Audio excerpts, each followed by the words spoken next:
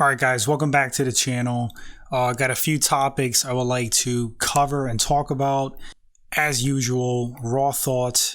Let's get into these topics. Alright, so the first one is TJ Dillashaw getting a title shot against Aljamain Sterling. Have some thoughts on that. The next topic is Zabit retiring. And the third topic on the agenda is Cowboy Cerrone response to Anthony Smith's comments and story regarding Cowboy and Dan Blazarian, whatever that guy's name is, booting his mom and his wife out of their seats at a UFC event. All right, so let's get into these. Starting with TJ Dillashaw getting the title shot. Don't like it. Don't like it.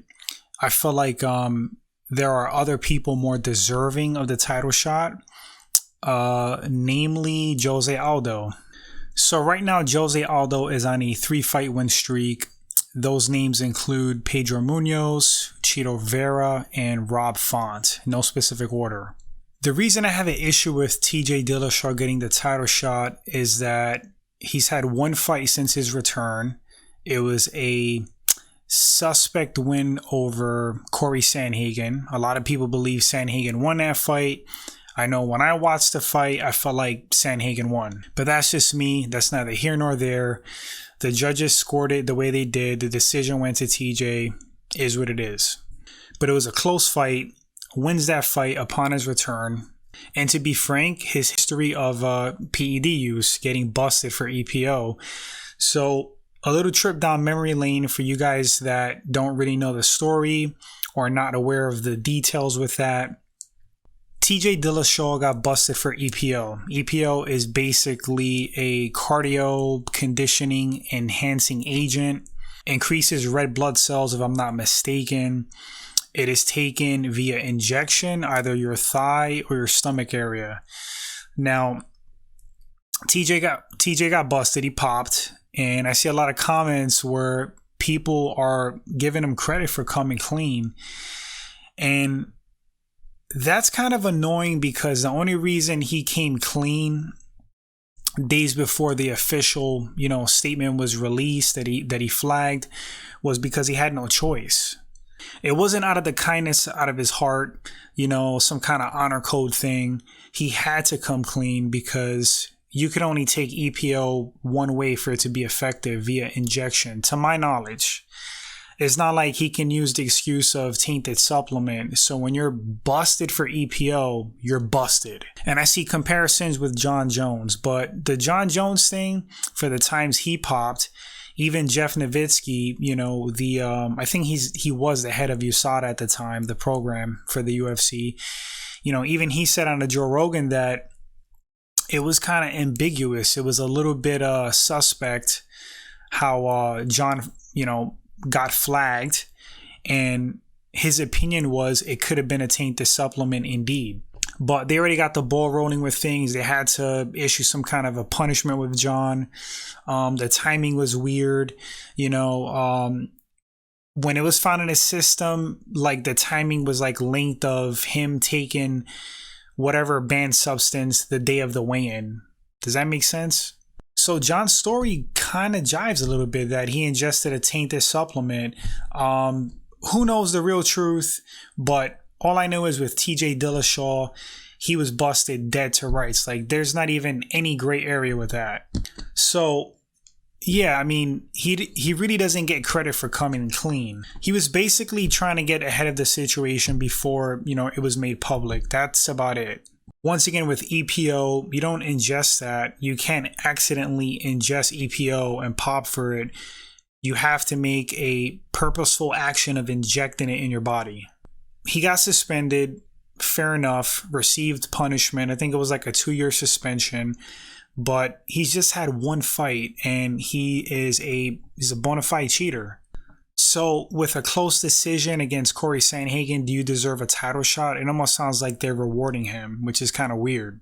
Don't you think somebody who pops should have a tough route back to the belt? Like you have to prove yourself because your whole career kind of is in question. That's just my stance on it. So no, I don't think that TJ Dillashaw is deserving of a title shot against Aljo. Not yet. And for the record, I like TJ Dillashaw as a fighter. I was a big fan. I think the dude is like highly skilled. He's an elite fighter, one of the best really to ever do it. The guy's that good, you know, just great boxing for mixed martial arts. He's well-rounded, he has great wrestling, super tough. You used to be able to say great conditioning, but we really don't know if that was due to the help of the EPO. I think his excuse is that he was taking it for the Cejudo fight or something like that. I may be mixing up the timeline there, but I think that's what he said. Because, you know, he dropped down to like flyweight or something like that, which was a terrible move. Terrible. So my vote, guys, give it to Jose Aldo. The guy's a legend. He's never popped for anything. He's on a run right now. Career resurgence. Reinvented himself at a new weight class. There's other guys deserving of the title shot. More so than TJ Dillashaw, in my opinion. Jose Aldo. All right, next topic. Zabit Magomedsharipov. You like that? You like that? Put some respect on Zabit's name. Get his name right. Magomedsharipov. Zabit has retired. He's still young enough that he can compete. Maybe he comes back one day. But basically, in his statement, for the most part, he insinuated that he lost the fire. He did have injuries before. You know, that was a factor keeping him out. But he clarified that it's not the injuries, he just doesn't feel the same. Now, Zabit closed out with a mixed martial arts record of 18 wins, 1 loss. It's a great record. 6 knockout victories, 7 submissions, 14 fight win streak, and his last win was against Calvin Kattar back in 2019. That was a good run, Zabit. That was a good run.